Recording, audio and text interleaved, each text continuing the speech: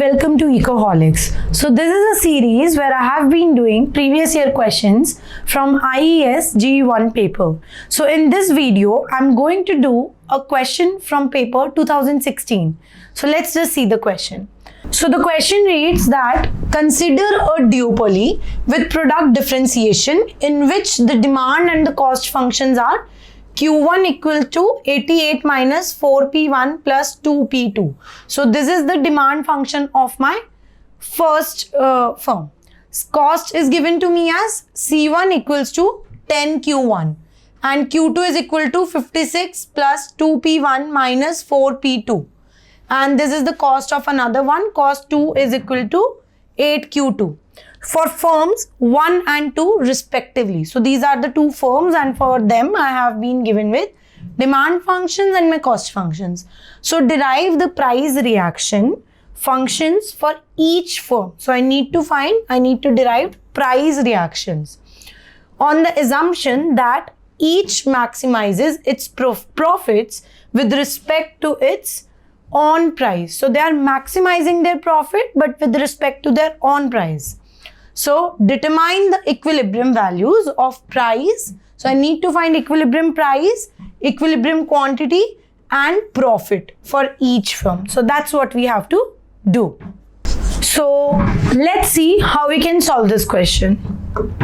So this is the information given to us from the question. This is the demand function of first firm, cost function of first firm, and similarly these are for second firm. So what we have to do is we have to maximize profits, and the firms they want to maximize their profits with respect to their on prices. So this statement is already giving me enough hint that I want to maximize profit with respect to my prices. So for that I need to define a profit function. So if I write the profit function for first firm, what it would be? It would be price into Q1. So we have P1 into Q1 minus the cost of first firm. So what are the prices of first firm? That I will keep P1 only. I will just input this Q1 function, which will be 88 minus 4P1 plus 2P2 minus C1, which is 10Q1. So this is the profit function of first firm. So now I have to maximize the profit of first firm but with respect to their on prices. So I will do the differentiation of profit function with respect to prices 1. So what will I get? I will get 88 minus 8P1 plus 2P2, and this is going to be, so we will have to put the value of Q1 here also. So I will just input it here only. So I will just put 88 minus 4P1 plus 2P2. So I have input the quantity amount over here in the cost function, which says 10Q1.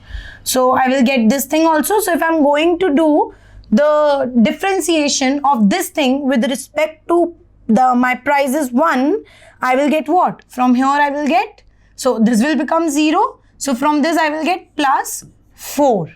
Clear? So nothing will come from there also. So it will be equal to 0. So now upon solving it, I will get what? 88 plus 4. So it will be 40. So I will get 88 plus 40, which will come out to be 128. Clear? And from this I will get minus 8P1 plus 2P2. So taking my P1 or P2 to the other side so that I can get the price reaction function of a firm.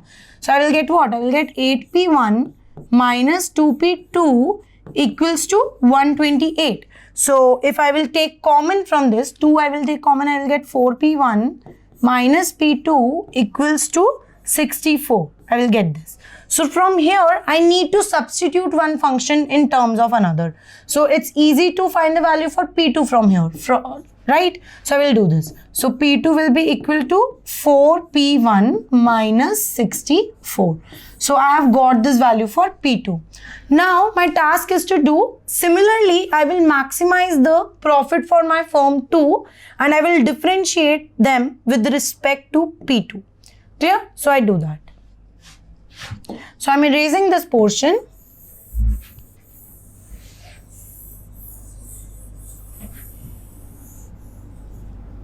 I need this much.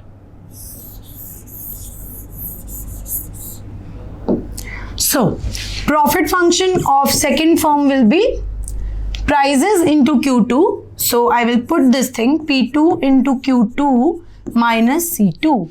So, prices, I will put them P2. So, why? So, whenever the question says that you have to maximize profit with respect to their own quantities, so you better keep the profit function in terms of quantities.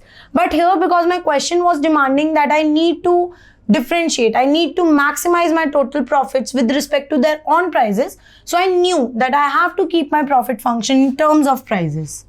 So then I do this thing, 56 plus 2P1 minus 4P2 minus second cost function 8 into Q2. So I get 56 plus 2P1 minus 4P2. Clear? So I will differentiate this with respect to second prices. P2 I will do that. So I will get 56 plus 2P1 minus 8P2 minus, so this will become a constant term, so its derivative will be 0. It's a P1 term, so its derivative will also be 0. So I will get plus 32 from here. So what do I get next? So I will just add this. So I will get 888 plus 2P1 minus 8P2. So here I can plug in this value of P2. I can do that. So 88 plus 2P1 minus 8 into 4P1 minus 64. So upon solving, I will get 88 plus 2P1 minus 32P1 plus 32P1. Then I will do this, I will get 512, which is equal to 0. So upon solving this, I will get P1 equals to 20. So P1 equals to 20. So we have got the prices for our first firm. So I can input these prices into the quantity, right?